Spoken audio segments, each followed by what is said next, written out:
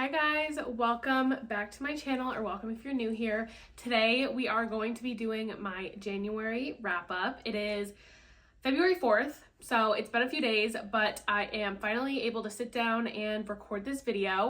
We're just gonna go over all the books I read. I read 11 books. Let me do the stats. I don't have like a bunch of stats, but I'll give you the genre breakdown. I read 11 books. Well, technically 10 books, 1 DNF. 6 of those were fantasy, 4 of those were romance, and 1 just fiction.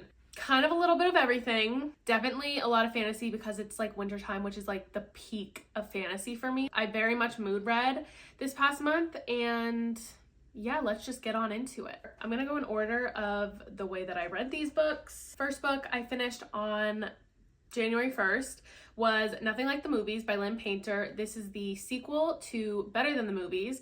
So it follows Liz and Wes in college. Obviously, there was a happy ending at the end of Better Than the Movies, but this one, things have changed. Their relationship dynamic is a little bit non-existent. So it's a second chance romance. Honestly, I did really enjoy this book because I love Lynn Painter's YA books. I think they're so fun, they're so cute. And honestly, I loved Wes even more after this book. You got a lot of his personality, you got a lot of backstory on him. But Liz, on the other hand, Liz is a whole other story because she is like anti-love, like completely doesn't believe in it, which is a complete 180 from Better Than the Movies, where she was like a hopeless romantic, like she loved her rom-coms, like the quotes, the music, like all of that stuff, and that's just not the same character. Obviously she went through a breakup, so she's gonna be different, but it was just like so, like part of the reason Better Than the Movies is so good is because of Liz's personality. Like she's a little bit quirky, but she's just like so happy and like literally the definition of a hopeless romantic. So that was just a little bit disappointing, but I will say I did like the story. I did enjoy kind of the plot. I also thought that it was too long. Like it's almost 450 pages, and I was looking at the page count and literally like it could have been 100 pages shorter and I would have been just as perfectly content. I think overall this was a 3.5 star. It's not my favorite, but I did really enjoy it. I had a good time. This book I also finished on January 1st. We have Book Lovers. I had read about 30% of this and back in August, so it's been a minute, but I really wanted to pick it up and finish it. I love this book. This is my favorite Emily Henry book.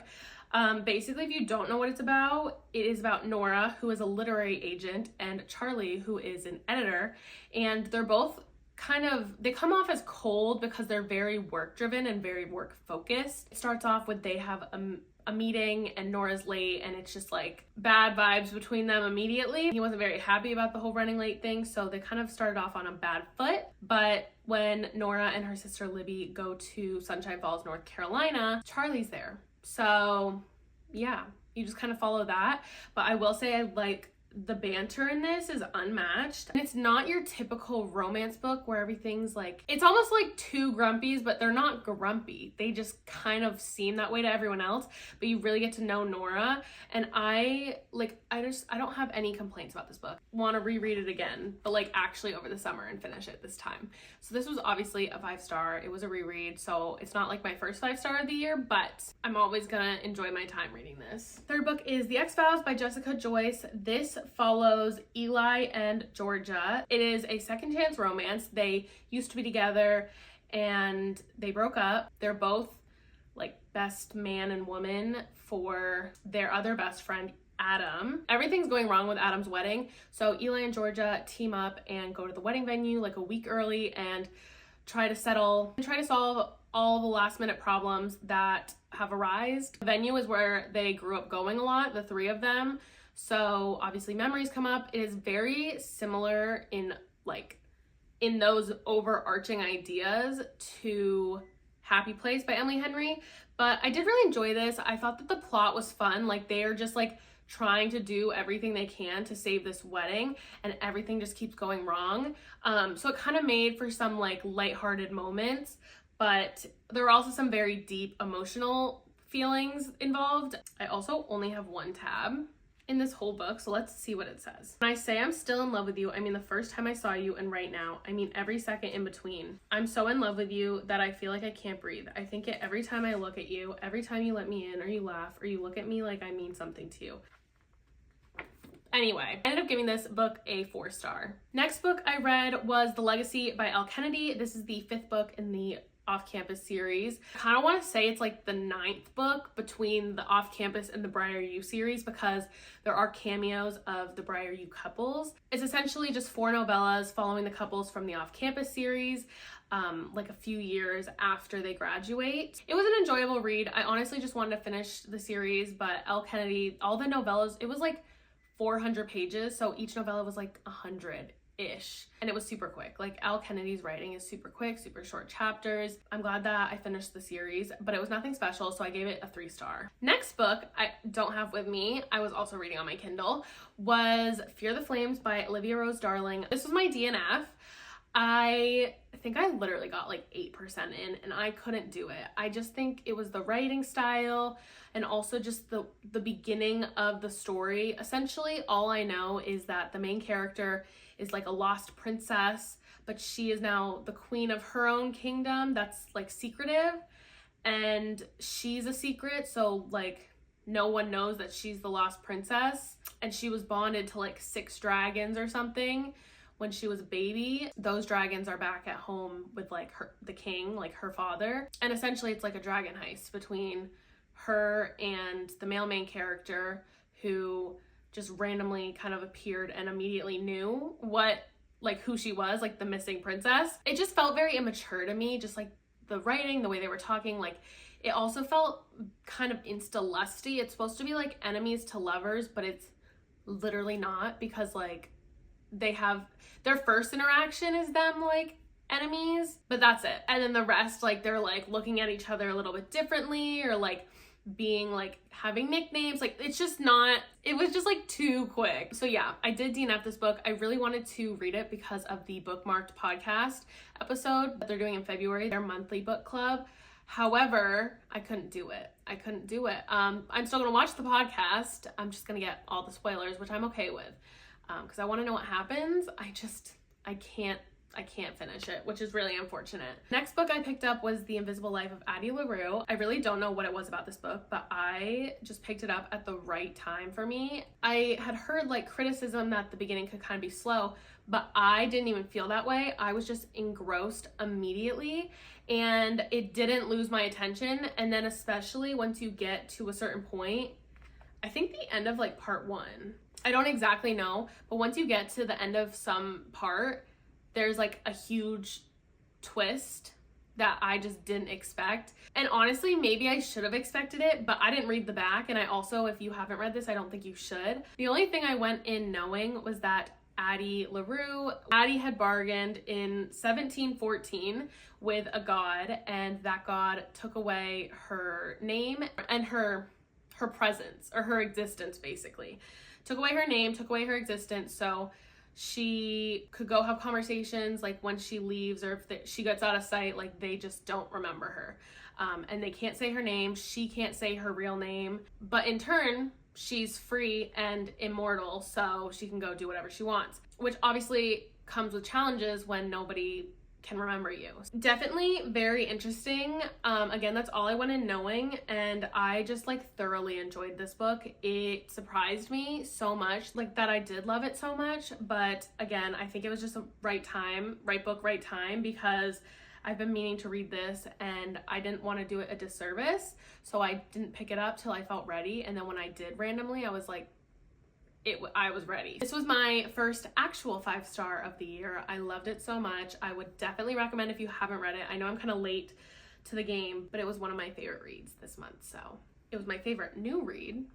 We'll put it that way. Then I read Beartown by Frederick Bachman on my Kindle. This book I have heard nonstop hype about, and I actually read it for my work book club pick. It was my turn to pick, and I've been really wanting to read this, and I figured it's more of a general fiction. It can appeal to the variety of people at my work. If you don't know what this is about, it is about a town that is just everything hockey related. Everything revolves around hockey for the people that live there, the economy, like literally everything. In order for the town to survive, the junior team needs to win the championship or whatever it is, nationals. So there's a lot of pressure on the high schoolers.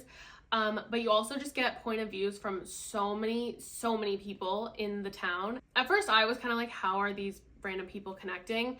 But it was definitely cool to get a bunch of different point of views.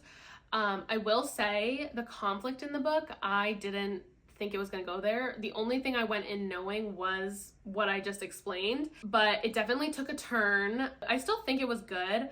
I just don't think it was exactly what I expected. I expected more hockey. I also expected more build up to the hockey games, but those felt like they were over at like 30 or 40%, and then everything else that happened after wasn't super related to saving the town in that regard. So I didn't know how to feel about that. Again, that's kind of just my expectation, so it's not the book's fault, but it was definitely very interesting. I think it was very realistic. I would definitely check the trigger warnings. I did enjoy it. It didn't live up to the hype that I had in my mind. So I ended up giving it a 4-star. I actually had to sit on it for about like 2 weeks before I could even give it a rating, because I was like, I don't know, like, do I like it? Do I not? I was like, I do, but it's just like so heavy. I think it could have been like 70 pages shorter, because I was on page like 320 or something like that. And I was like, yeah, like now would be a good time to stop, because it just felt like repeating things in like different point of views. And I didn't, you know, it's like you get the point, but that's my only like true criticism. These 2 books I didn't actually read back to back, but I'm going to talk about them at the same time. We have Legendary and Finale by Stephanie Garber. These are the 2nd and 3rd book in the Caraval trilogy. And yeah, I honestly, I've been wanting to get through this series. I read Caraval back in last like July or something, and I did really enjoy it, but I think now I've kind of moved away from YA. I wasn't really trying to reach for these.